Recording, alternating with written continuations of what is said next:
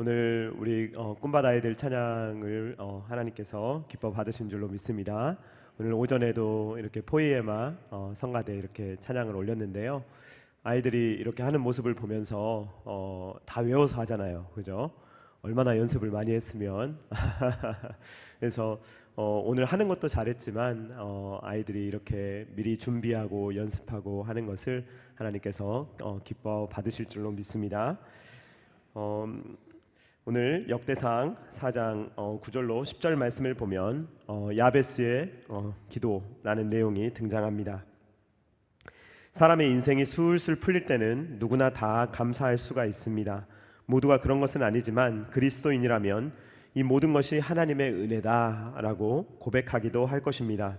그런데 여러분, 인생이 술술 잘 풀릴 때는 그런데요, 술술 풀리지 않을 때, 되는 일이 없는 것처럼 보일 때, 무언가 막히는 것 같은 생각이 들 때, 바로 그때 감사하는 것은 결코 쉬운 일이 아닙니다. 그런 힘든 상황을 더 어렵게 만드는 것이 있는데 그것은 바로 주변 사람들의 말입니다. 주변 사람들이 어떤 말을 하느냐에 따라서 현재 상황을 잘 이겨낼 수 있기도 하고 현재 상황에서 더 어려워지기도 하는 것입니다. 욥이 힘들었던 것은 무엇입니까? 욥이 처한 상황이 너무 힘들었습니다. 욥은 견디기가 힘들었습니다. 그런데 욥을 찾아온 친구들 때문에 사실 욥은 더 힘들었던 것입니다. 시편 42편 기자도 이런 어려움을 겪은 적이 있습니다. 시편 42편 10절 말씀 우리 한번 같이 읽어보도록 하겠습니다. 시작. 내 뼈를 찌르는 칼같이 내 대적이 나를 비방하여 늘 내게 말하기를 내 하나님이 어디 있느냐 하도다. 지금 대적들이 무엇이라고 놀리고 있습니까? 뼈를 찌르는 칼같이 이렇게 옆에서 말을 하는데 네 하나님이 어디 계시느냐라고 말을 하는 것입니다. 주변에서 내 하나님이 어디 있느냐라고 비방하는 것과 같은 어려운 상황, 하나님이 함께 하신다면 너는 그런 어려움을 당할 리가 없어 라고 말하며 주변 사람들이 말할 때, 그럴 때 믿음을 지키는 것, 그것은 정말로 쉬운 일이 아닌 것입니다. 역대기가 쓰여질 때 이스라엘 백성들의 상황이 바로 이런 상황이었습니다. 주변에서 마치 하나님이 계신다면 네가 그렇게까지 멸망할 수 있겠느냐, 너희가 그렇게까지 고난당할 수 있겠느냐 라고 주변에서 비아냥거리는 그러한 상황, 그것이 바로 이 역대기를 받아보는 포로 생활에서 돌아온 이스라엘 백성들의 상황이었던 것입니다. 역대기 상하는 바벨론 포로에서 돌아온 이후 약 100년 후의 역사적 정황에서 주어진 메시지입니다. 역대기 상하의 청중들은 바벨론에서 이스라엘로 돌아온 사람들인데 이 사람들은 바로 바벨론에서 태어난 사람들입니다. 바벨론, 그러니까 포로의 나라에서 태어나고 고국 땅이 어떤지 모르다가 그 고국의 땅으로 돌아온 사람들입니다. 이 사람들에게 살아가는 일, 다시 가나안 땅으로 돌아와서 정착을 하고 살아가는 것이 쉬운 일이었겠습니까? 아니면 어려운 일이었겠습니까? 아마도 매우 힘든 일이었을 것입니다. 자기의 삶의 터전이 이제는 돌아와서 새롭게 거기에서 정착을 하지만 포로되었던 땅에서 돌아와서 다시 고향에 정착한다는 것은 정말로 힘든 일이었을 것이기 때문입니다. 예를 들어서 일제강점기 시대에 일본에 끌려간 제1교포가 있다고 생각해 봅시다. 일본에서 태어났습니다. 그런데 다시 한국으로 돌아와서 만약에 뿌리를 내리고 살아야 한다라고 한다면 얼마나 어렵겠습니까? 바로 바벨론 포로에서 돌아온 이스라엘 백성들이 그런 어려움을 겪고 있었던 것입니다. 물론 이스라엘 백성들이 고국으로 돌아올 수 있었던 것은 분명히 기적과도 같은 일이었습니다. 하나님의 분명한 일방적인 은혜였습니다. 왜냐하면 페르시아 왕인 고레스가 갑자기 일방적인 은혜를 베풀어서 이스라엘 백성들로 하여금 고국으로 돌아갈 수 있도록 하였기 때문입니다. 역대하 36장 22절로 23절 말씀 우리 한번 같이 읽어보도록 하겠습니다. 시작. 바사의 고레스 왕 원년에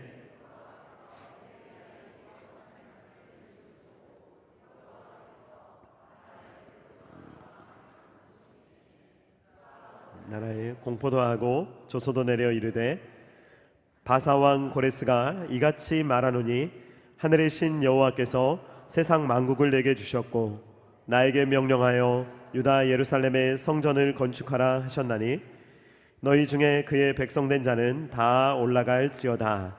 너희 하나님 여호와께서 함께 하시기를 원하노라 하였더라. 아멘. 이 고레스라는 사람은 바사, 즉 페르시아의 왕입니다. 그런데 오늘 말씀은 바사의 고레스 왕 원년해라고 말하고 있습니다. 그러니까 고레스가 왕이 된 첫 번째 해, 그러니까 왕이 되자마자 라는 말입니다. 그런데 이 고레스 왕이 이 첫 번째 해, 자기가 왕이 되자마자 한 일이 무엇이냐? 이스라엘 백성들에게 돌아가서 너희는 하나님의 성전을 건축하라 라고 말을 하고 있는 것입니다. 여러분들이 한번 생각해 보시기 바랍니다. 바벨론이라는 거대한 제국이 이제는 무너지고 이 페르시아라는 제국이 서게 되었습니다.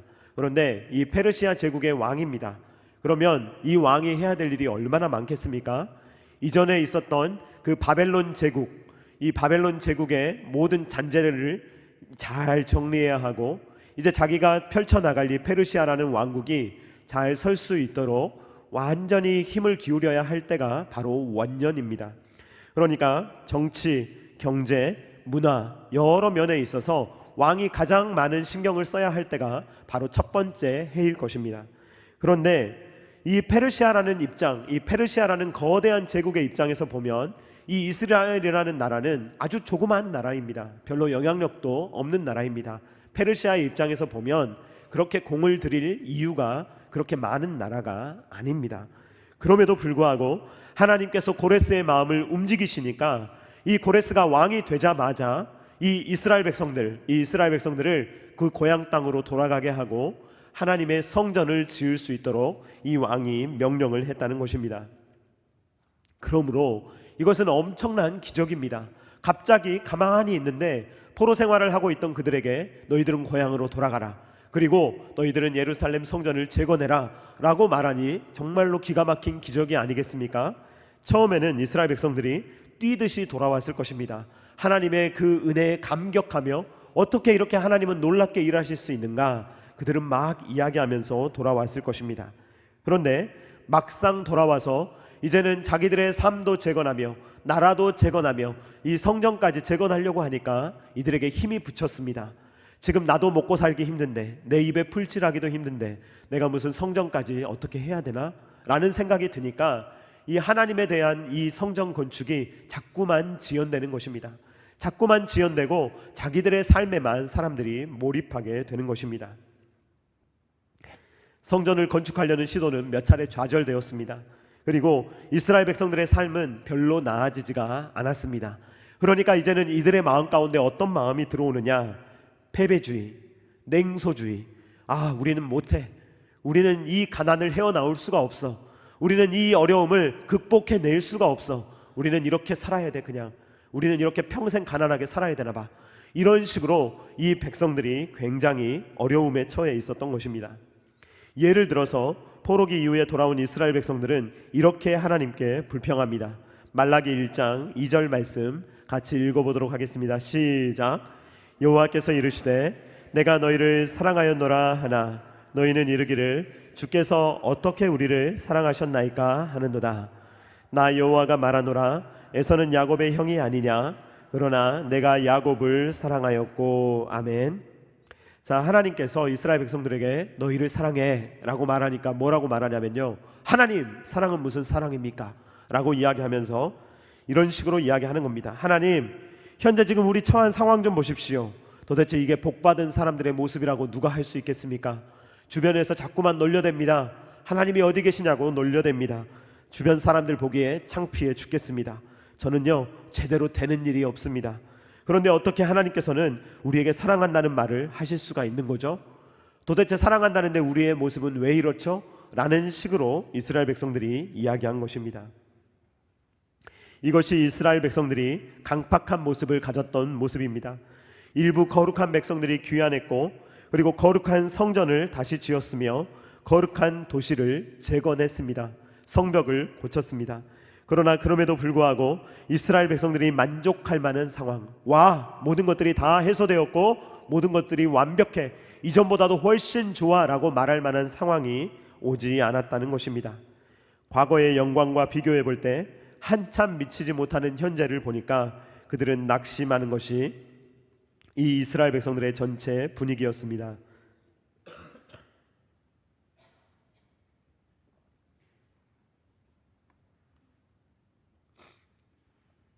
역대기의 저자는 길고 긴 족보를 제시합니다. 이 족보가 의미하는 것은 무엇입니까? 족보는 역사입니다. 족보가 끊겼습니까? 끊기지 않았습니까? 족보는 끊기지가 않았습니다. 역대기 저자는 죄송합니다.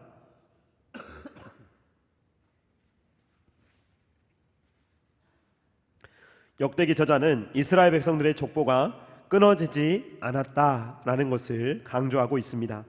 족보를 살펴보면 족보가 끊어질 뻔한 여러 가지 위기들이 있었습니다. 그러나 족보는 끊어지지 않았으며 계속해서 이어지고 있다라는 것을 이 역대기의 족보가 보여주고 있는 것입니다. 역대기의 저자는 구속사가 어떻게 바벨론 포로기 후까지 이어지고 있는지 논증하고 있습니다. 역대기의 저자는 이렇게 이야기합니다. 역대상 1장 1절 말씀 같이 읽어보도록 하겠습니다. 시작.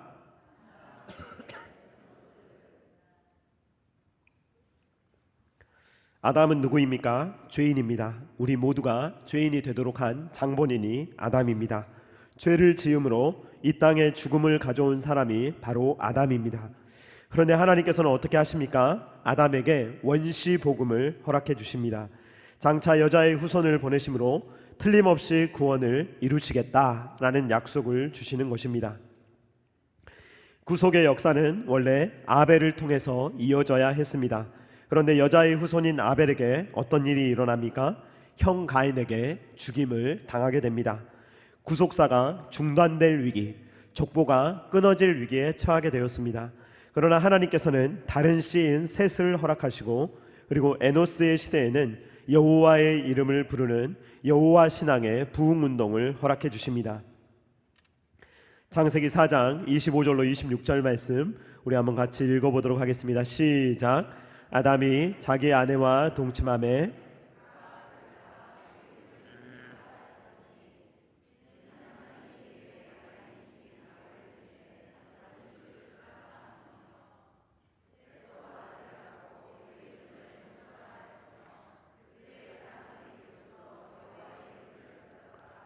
역대상 1장 1절은 무엇을 보여주고 있습니까? 하나님께서 이 여자의 후손이 오는 길을 직접 준비하고 계신다라는 것을 보여주고 계십니다. 구속사는 인간이 써가는 것이 아니라 하나님께서 직접 구속사를 써가신다는 것을 의미합니다. 구속사는 또 위기에 직면합니다. 역대상 1장 34절 말씀 같이 읽어보도록 하겠습니다. 시작.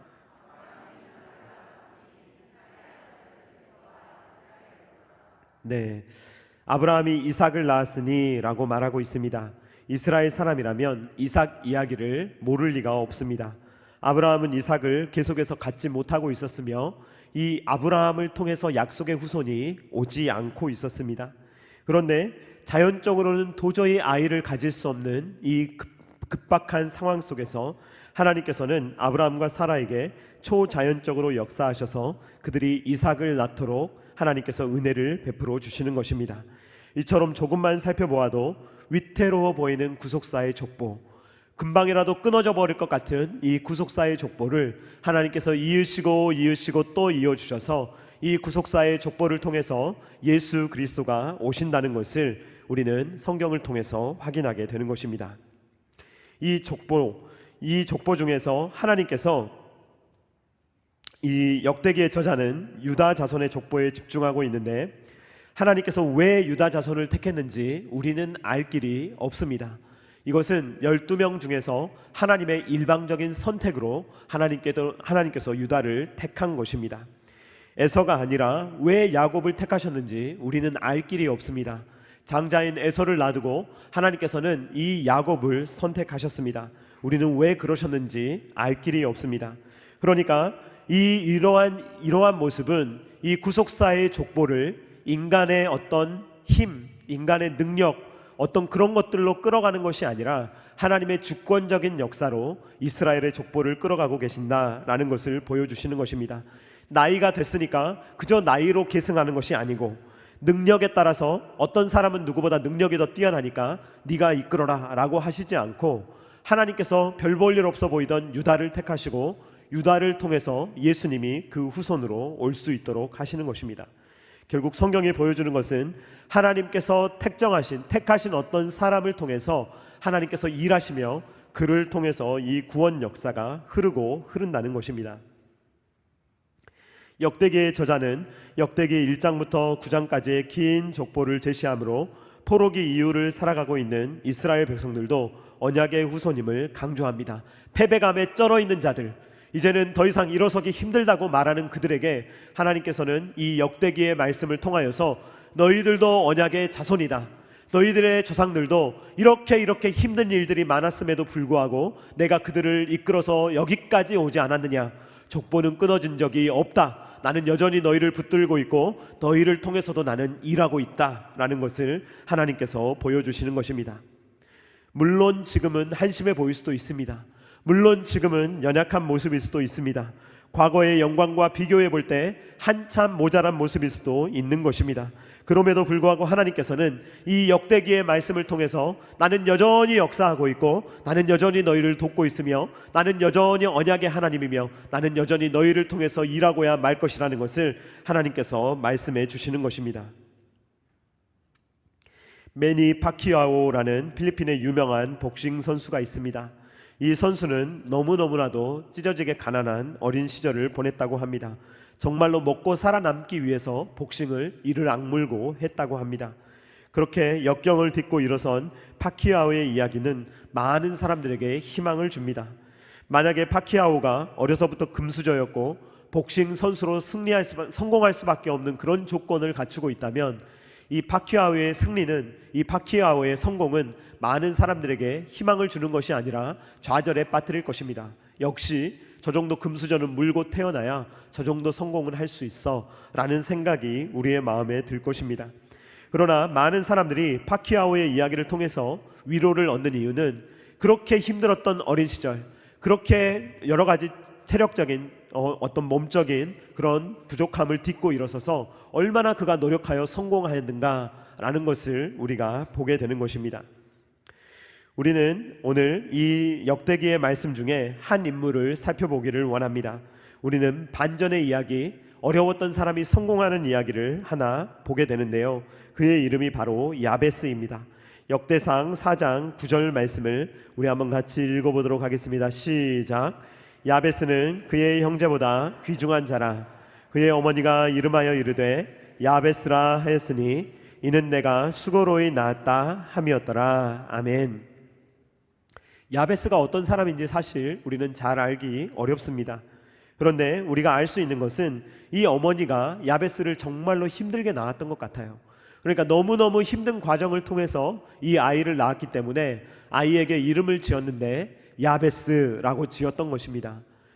그 어떤 부모가 도대체 아이의 이름을 이렇게 짓는단 말입니까? 아이의 이름이 고통입니다. 그러니까 고통아 라고 부르는 겁니다. 얼마나 불쌍한 아이입니까? 이 야베스의 이야기가 연상시키는 이야기가 있는데 이것은 바로 라헬과 베냐민의 이야기입니다. 이 베냐민이라는 뜻은 이 오른손의 아들이라는 뜻인데요, 이 베냐민을 낳다가 라헬이 죽어가게 되었습니다. 그리고 결국은 죽었죠. 그래서 이 라헬이 베냐민의 이름을 먼저 지어주는데 베냐민이라고 부르기 전에 이름을 불러주는데 그의 이름을 베노니라고 불렀습니다. 이 이름의 뜻은 내 슬픔의 아들이라는 뜻입니다. 그러니까 이 라헬이 얼마나 고통 중에 이 베냐민을 낳았던지 베노니라고 부르고 죽었던 것입니다. 내 고통의 아들이다, 이렇게 내 슬픔의 아들이다 라고 불렀던 것입니다. 성경에 자세히 기록되어 있지 않지만 아마 야베스의 어머니도 비슷한 경험을 했던 것 같습니다. 어떤 어려움인지는 모르지만 이 야베스를 낳으면서 얼마나 고통스러웠는지 야베스의 이름을 고통이라고 지어줬던 것입니다. 사람의 이름이 얼마나 중요합니까, 여러분? 그 사람의 이름은 매일매일 들려집니다. 그 이름이 매일매일 귓가에 들려지기 때문에 그 사람의 이름은 매우 중요합니다. 제 친구 중에 이름이 대장이라는 친구가 있습니다. 이름이 대장이에요. 그러니까 걔는 어디를 가든지 성격이 얼마나 외향적이고 활발한지 모릅니다. 그 친구는요, 선생님들이 명부를 쭉 보다가 대장이 있네, 네가 반장, 항상 이런 식으로 사는 거예요.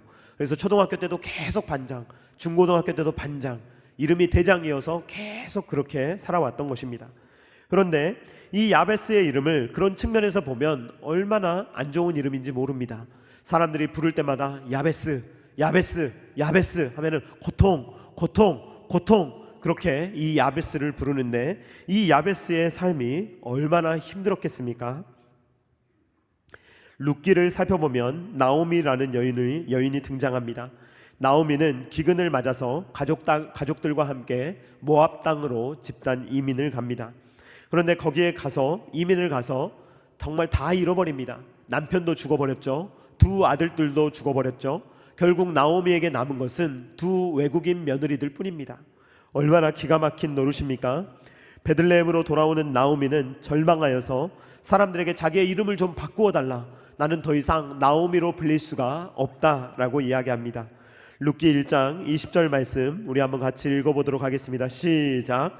나오미가 그들에게 이르되 나를 나오미라 부르지 말고 나를 마라라 부르라. 이는 전능자가 나를 심히 괴롭게 하셨음이니라. 아멘. 나오미라는 것은 무슨 뜻입니까? 나의 즐거움이라는 뜻입니다. 하나도 즐겁지 않은데 자기의 인생은 다 망친 것 같고 다 버려버린 것 같고 남편도 없고 아들들도 없는 이 가련한 여인에게 자꾸만 사람들이 나오미 나오미라고 부르니까 마치 그것이 놀리는 것처럼 들리고 도저히 견딜 수가 없어서 차라리 내 이름을 마라라고 불러달라라고 이야기를 하고 있습니다. 마라라는 이름은 쓰다라는 뜻입니다. 차라리 나를 쓰다라고 불러달라라고 말하는 나오미의 모습을 우리는 보게 됩니다. 야베스도 아마 인생을 이렇게 살아갔을 것입니다.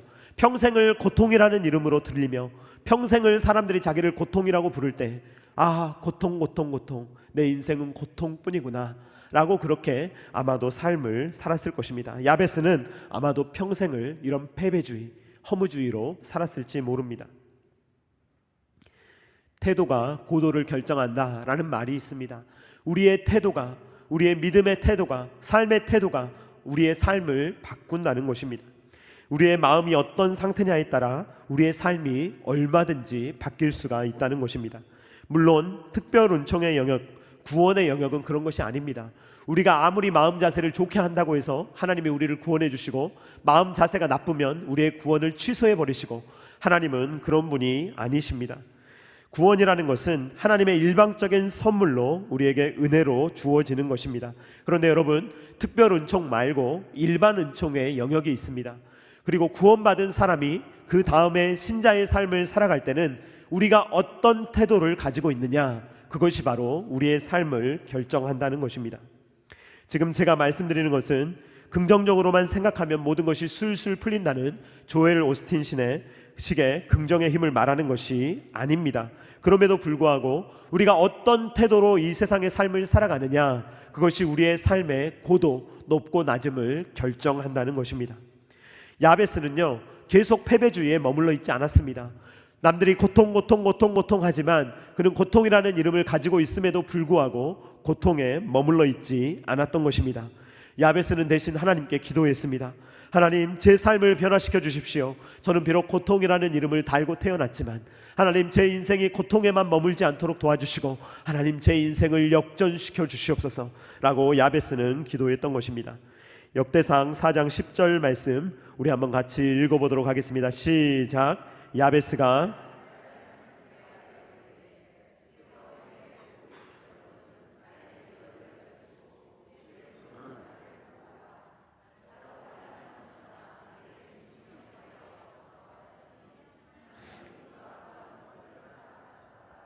아멘. 야베스는 여호와 신앙을 고백하는 사람이었습니다. 그는 비록 고통 중에 태어났고 고통 중에서 살아가고 있지만 계속 그렇게 살아가지는 않기를 그는 원했습니다. 그렇기 때문에 야베스는 만약에 하나님께서 그의 삶에 개입하신다면, 만약에 하나님께서 나의 기도를 들으신다면, 하나님께서 나를 붙드신다면 내 삶은 반드시 변화될 거야 된다라는 것이 야베스의 마음에 있었던 것입니다. 그래서 야베스는 하나님께 나아가서 야베스에게 복을 주시기를, 그리고 지역을 넓혀주시기를, 그리고 환난을 벗어나서 샬롬을 누릴 수 있기를 야베스는 기도했던 것입니다. 역대기라는 이 내용 중에 족보 가운데 1장부터 9장이 족보 아닙니까? 그런데 왜 갑자기 이 야베스의 이야기가 4장에 갑자기 등장하는 것입니까? 야베스는 우리에게 기도의 공식을 가르쳐 주려고 하는 것이 아닙니다. 야베스처럼만 기도하면 야베스처럼 우리의 인생도 풀린다라는 식으로 어떤 공식을 가르쳐 주려는 것이 아닙니다. 역대기 저자의 의도는 신학적인 의도입니다. 역대기의 저자는 아담의 후손, 그리고 포로기 이후에 이스라엘 백성들의 상황을 야베스로 보고 있는 것입니다. 사랑하는 성도님들, 우리는 어떤 의미에서 모두 다 야베스입니다. 저와 여러분들은 모두 다 야베스입니다. 왜냐하면 우리는 고통 가운데 태어났으며 죄 중에서 태어났기 때문입니다. 시편 51편 5절 말씀 같이 읽어보도록 하겠습니다. 시작.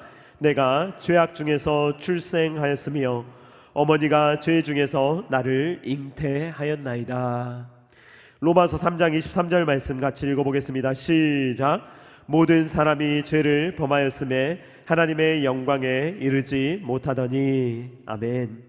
우리 모두는 야베스입니다. 우리 모두는 죄인입니다. 우리 모두는 죄 가운데 태어나며 고통 중에 태어나는 것입니다. 역대기 저자가 아담으로부터 시작하는 이유는 우리 모두가 아담 아래에 있다는 것입니다. 우리에게는 스스로 구원을 이룰 수 있는 능력이, 힘이, 소망이 없습니다. 그러나 야베스인 우리를 구원하기 위해서 오신 분이 계십니다. 예수님께서 야베스인 우리를 이 고통에서 구원하시려고, 고통의 이름을 달고 사는 우리, 고통이라는 것을 늘 입술로 말하며 고통스럽다라고 늘 소리 지르며 그러한 이야기를 서로 들으며 살아가는 우리의 소망 없는 삶 가운데 예수님께서 오셔서 우리를 구원하여 주시는 것입니다. 이 야베스의 기도가 예수님을 통해서 오늘날 우리에게 성취되는 것입니다. 인류의 고통은 매우 깊은 것입니다.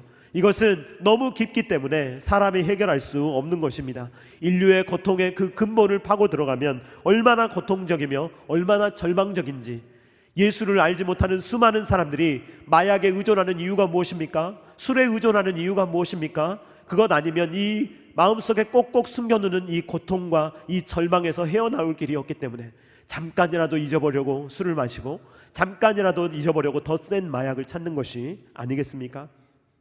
스스로 이 고통, 스스로 이 절망에서 나올 수 있는 사람이 누가 있단 말입니까? 없습니다.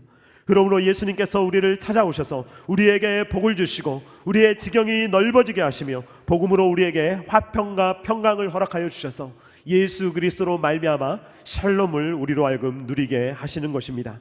역대기의 저자는 야베스의 기도가 이루어졌음을 통해서 포로기 이후를 살아가고 있는 절망적인 자들, 도대체 너희의 하나님은 어디 계시냐라고 놀리는 주변 사람들을 주님 보면서 어찌할 바를 알지 못하는, 그렇게 힘들어하며 고통스러워하는 다른 야베스들, 포로기 이후에 돌아온 수많은 야베스들에게 이 고통 중에 있는 야베스의 기도가 이루어지지 않았느냐? 우리도 기도할 때 하나님이 함께 하시면 우리의 고통 가운데 하나님이 임하시고 우리를 얼마든지 하나님께서 인도하신다는 것을 이 역대기의 저자는 야베스의 이야기를 통해서 전달하고 있는 것입니다. 저는 예전에도 말씀드린 적이 있지만 한국교회를 낙관하는 사람 중에 한 명입니다. 저는 지나친 비관론에 빠지고 싶지가 않습니다. 많은 사람들은 입만 열면 위기만 이야기합니다. 뭘 하면 뭐해서 안 되고 저래서 안 되고 우리는 안 된다 하는데 우리가 될 리가 있겠습니까 여러분? 주일학교가 없어진다라고 말하고 청년들이 없어진다라고 말하고 교회마다 재정이 어렵다고 말하고 교회마다 죽어간다는 말을 하는데 우리가 어디에서 희망을 얻을 수가 있겠습니까 여러분? 사람들에게 종교성이 없어지기 때문에 오늘날은 부흥이 안 되는 시대야, 이런 식으로 이야기하는데 어떻게 우리가 잘 되겠습니까? 만약에 우리가 고통에만 집중하며 계속해서 우리의 고통만 바라보고 산다면 우리의 삶은 조금도 개선되지 않을 것입니다. 우리 스스로를 야베스라고 부르며 우리 스스로를 마라라고 부르며 우리 스스로를 늘 고통과 절망과 패배감 사이에 둘러싸여서 우리는 평생을 그렇게 살아갈 수밖에 없을 것입니다. 그러나 저는 늘 희망을 가지고 있습니다. 소망을 가지고 있습니다. 사랑하는 성도님들, 복음에는 능력이 있는 줄로 믿습니다. 우리 예수 그리스도의 보혈에는 능력이 있습니다. 예수 그리스도의 부활에는 능력이 있습니다. 그런데 왜 우리가 안 된다고 말을 해야 합니까? 그렇지 않은 것입니다. 오늘날도 교회는 부흥하고 있습니다. 오늘날도 교회는 힘있게 일어서고 있습니다. 뜨겁게 불타오르고 있습니다. 변치 않을 것처럼 보이던 무슬림들이 지금 하나님께로 엄청나게 돌아오고 있습니다. 유대인들이 예수 그리스도에게 복종하고 있습니다. 하나님은 오늘날도 일하고 계시며 그 구속사역을 하나님의 시간표에 맞게 구속사를 하나님께서 인도하고 계시는 것입니다. 그러므로 우리는 지나치게 낭망할 필요가 없습니다. 우리는 스스로를 야베스라고 부르며 마라라고 부르며 우리 스스로를 괴롭힐 필요가 없는 것입니다. 우리는 오히려 낭망하기보다는 우리는 잘 되는 모습을 보며 잘 부흥하는 교회, 잘 되는 모습들을 보면서 우리는 복음 역사의 진전을 보면서 하나님을 보면서 한 걸음 한 걸음 진행해야 하는 것입니다. 구속 역사를 살펴보면, 우리가 성경을 통해서 구속 역사를 쭉 살펴보면 구속 역사는 막힌 적이 단 한 번도 없습니다. 구속 역사는 어떤 때는 왕성하게 일어나고 어떤 때는 조금 덜 왕성하게 일어나지만 구속 역사는 언제나 일어났습니다. 언제나 하나님께서 역사하셨고 언제나 하나님께서 교회를 세우셨으며 언제나 하나님의 사람들은 아무리 누가 생각할 때 아무도 없다고 생각하는 그 순간에도 하나님은 남은 자들을 놓아두시고 하나님께서 구속 역사를 이제까지 이끌어 오셨다는 것입니다. 하나님이 역사하시는데 누가 막을 수가 있겠습니까? 첨단 게라시교회의 주인이 누구입니까? 저와 여러분의 주인이 누구입니까? 우리 예수님이신 줄로 믿습니다. 예수님께서 책임지시는데, 예수님께서 우리의 복이 되시는데 누가 우리에게 예수님의 복되심을 막을 수가 있겠습니까? 막을 수가 없는 것입니다. 예수님께서 복음의 능력이 나타나게 하시는데 누가 그 복음의 능력을 체험하지 못할 수가 있겠습니까? 주님께서 함께 하시면 되는 것입니다. 패배주의, 허무주의에 사로잡히는 것이 아니라, 괴로움과 고통에 함몰되는 것이 아니라 모든 상황을 역전시키시는 하나님을 의지함으로 강하고 담대하게 믿음의 전진을 하며, 우리가 야베스의 삶을 하나님께서 바꾸어 주셨던 것처럼 우리의 삶도 얼마든지 역전시키시고 얼마든지 우리의 삶을 풍성하게 하시며 하나님께서 우리와 함께 하심을 늘 경험하며 살아갈 수 있는 저와 사랑하는 성도님들 다 되실 수 있기를 주님의 이름으로 축원드립니다. 다 같이 찬양하도록 하겠습니다. 야베스의 기도 함께 찬양합니다.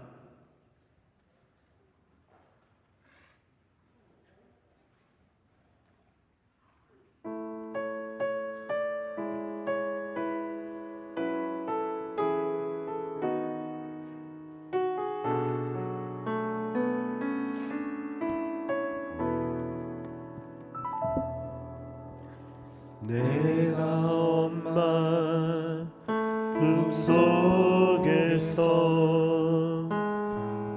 고통 중에 태어났지만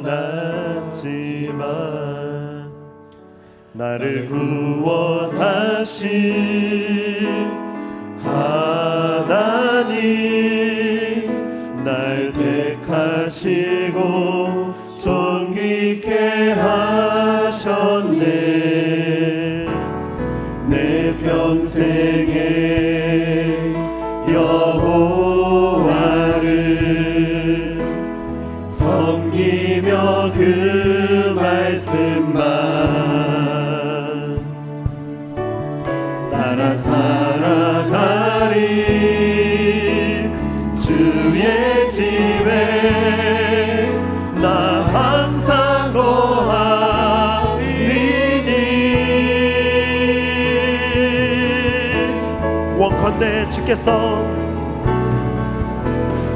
원컨대 주께서 나에게 복에 복을 더하사 나의 지경을 넓히시고 주의 손으로 나를 도우사 나로 환난을 벗어나 근심이 없게 하옵소서.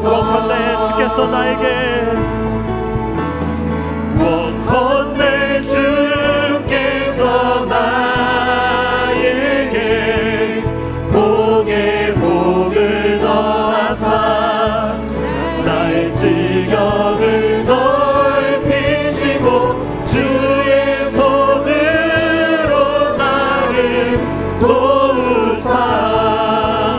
나로 환난을 벗어나 그 짐이 없게 하옵소서. 내가 전심으로 여호와께 구하였더니 내 하나님께서 들으시고 내 간구하는 모든 것 허락하셨도다.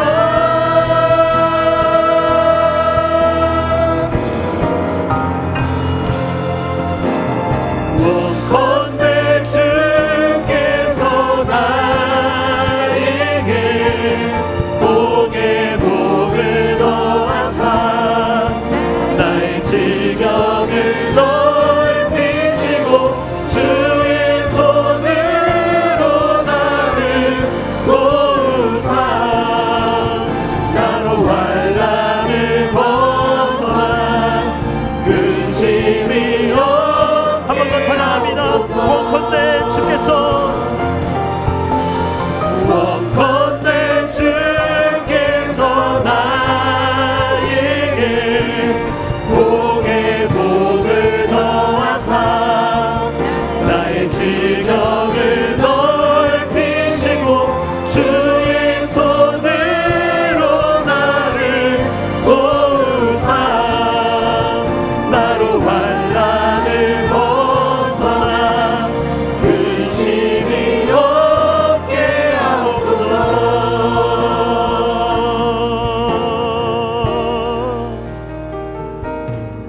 이 시간에 우리 잠깐 같이 기도하기를 원합니다.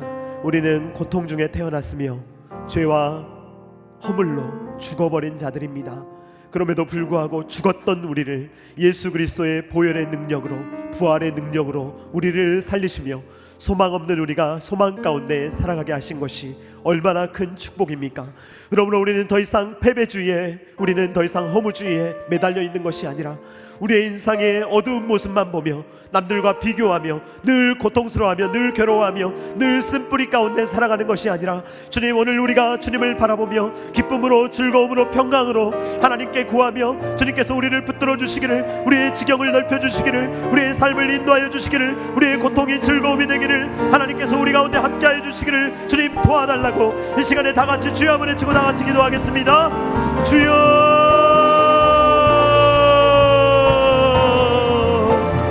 아버지여,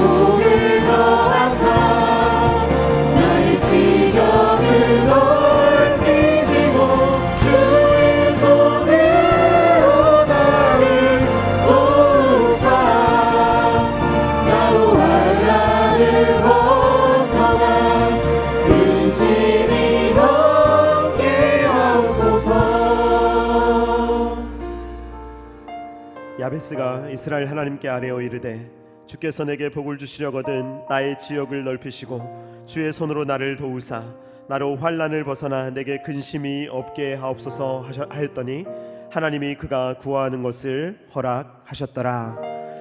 사랑이 많으신 하나님 아버지, 감사를 드립니다. 우리는 야베스와 같은 자들입니다.